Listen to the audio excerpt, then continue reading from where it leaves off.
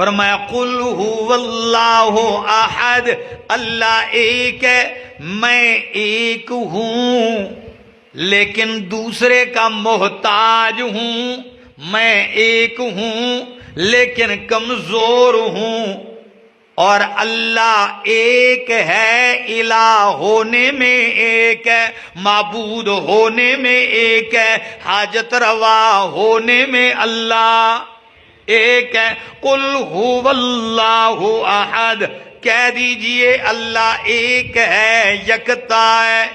اللہ اکبر۔ اور ایک کی تفسیر خود آگے قرآن کرتا ہے کہ ایک کیسا ہے، اللہ الصمد، اللہ بے نیاز ہے، اللہ الصمد، اللہ بے نیاز ہے۔ آپ پوچھیں گے بے نیاز کا معنی کیا؟ ساری کائنات نیاز مند ہے، اگر بے نیاز ہے تو میر پور والوں کون ہے؟ اللہ ہے، ساری کائنات۔ اور صمد کا معنی امام ابن کثیر فرماتے ہیں الصمد الذی یصمد الیہ فی الحوائج، صمد وہ ذات ہے کہ حاجتوں میں جس کی طرف رجوع کیا جائے۔ سچ بتاؤ، پریشانی میں، تکلیف میں، دکھ میں، مصیبتوں میں رجوع کس کی طرف کیا جاتا ہے؟ اللہ کی طرف۔ تو وہ صمد ہے۔ یا صمد کا ایک اور معنی ہے، وہ شاہ عبد القادر محدث دہلوی رحمہ اللہ نے کیا ہے، آپ وہ پڑھیں گے، وہ ہندی میں ہے لیکن بڑا عجیب لفظ استعمال کیا ہے، اللہ الصمد، اللہ نرادھار ہے۔ کیا معنی کیا؟ نرادھار ہے۔ سید عطا اللہ شاہ بخاری رحمہ اللہ فرماتے ہیں میں جیل میں تھا، یہ ترجمہ پڑھا اللہ نرادھار ہے، میں نے کہا ہندی میں یہ کس کو کہتے ہیں، اس کا معنی کیا بنتا ہوگا؟ اللہ صمد، اللہ نرادھار ہے۔ کہتے ہیں قید میں ایک پنڈت ہندو بھی تھا، میں فوراً اٹھ کے اس کے پاس گیا، میں نے کہا پنڈت جی آپ کی بولی میں نرادھار کس کو کہتے ہیں؟ پنڈت کہنے لگا آپ کو کیا لگے؟ میں نے کہا میرا مسئلہ پھنسا ہوا ہے، آپ بتائیں۔ وہ کہنے لگا ہماری ہندی میں ہم نرادھار محلے میں، گاؤں میں، بستی میں اس شخص کو کہتے ہیں کہ ساری بستی اس کی محتاج ہو اور وہ پوری بستی میں کسی کا محتاج نہ ہو۔ میں نے کہا جوم کے کہ او پنڈت جی تیرے محلے کا نرادھار کیا ہوگا؟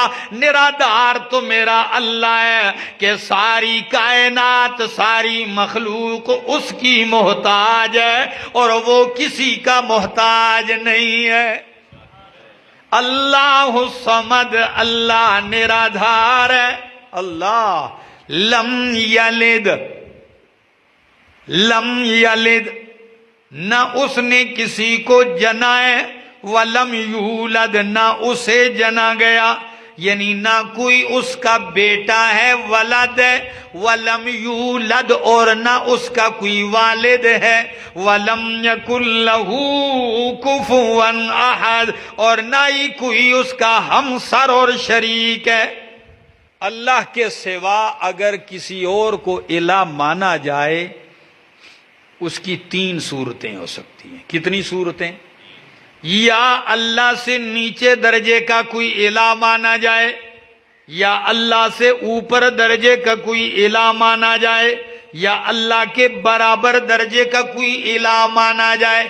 اس صورت میں تینوں کو رد کر دیا، فرمایا لم یلد، اللہ نے کسی کو جنا نہیں، یعنی اللہ کی کوئی اولاد نہیں، اللہ سے نیچے درجے کی کوئی اولاد اس کی نہیں ہے، نیچے درجے کا کوئی الہ نہیں۔ وَلَمْ يُولَدْ، اللہ کو جنا بھی نہیں گیا، یعنی اللہ سے اوپر درجے کا کوئی الہ بھی نہیں کہ اللہ کا والد کہلوائے۔ وَلَمْ يَكُنْ لَهُ كُفُوًا أَحَدٌ، اور اللہ کے ہمسر اور برابر بھی کوئی الہ۔ یہ وہ صورت ہے شرک کی جڑیں اکھیڑ کے رکھ دی اللہ کی قسم۔ کیسے؟ یہودیوں نے کہا عزیر ابن اللہ، عزیر اللہ کے بیٹے ہیں عزیر علیہ السلام. عیسائیوں نے کہا مسیح ابن اللہ، عیسیٰ علیہ السلام اللہ کے بیٹے ہیں. اور مکے کے مشرکین جاہلوں نے کہا الملائکۃ بنات اللہ، فرشتے اللہ کی بیٹیاں ہیں. اللہ نے فرمایا لم یلد ولم یولد. تو ایک بات ہے، اللہ کے لیے اس دنیا میں جاہلوں نے اولاد ثابت کرنے کی کوشش کی ہے، جیسے میں نے آپ کو بتا دیا، لیکن اس دنیا میں کوئی ایسا نہیں گزرا جس نے اللہ کے لیے والد ثابت کیا ہو.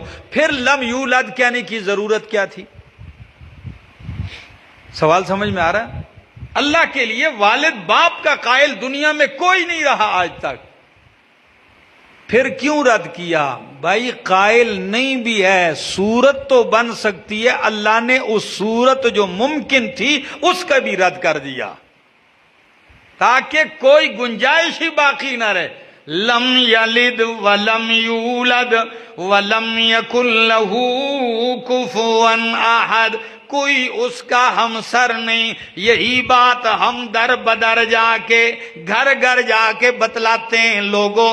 اللہ فرماتے ہیں کوئی میرا ہمسر نہیں، نہ نبی، نہ کوئی ولی، نہ کوئی زندہ، نہ کوئی فرشتہ، نہ کوئی جن و ملک، کوئی میرا ہمسر نہیں. اگر کسی کو اٹھا کے میرا ہمسر بناؤ گے تو مشرک بن جاؤ گے. لم یلد ولم یولد ولم یکن لہ کفوا احد. اختصار کے ساتھ انتہائی میں نے آپ کے سامنے یہ تشریحی ترجمہ کر دیا. زندگی باقی، ملاقات باقی. آخر دعوانا ان الحمدللہ رب العالمین.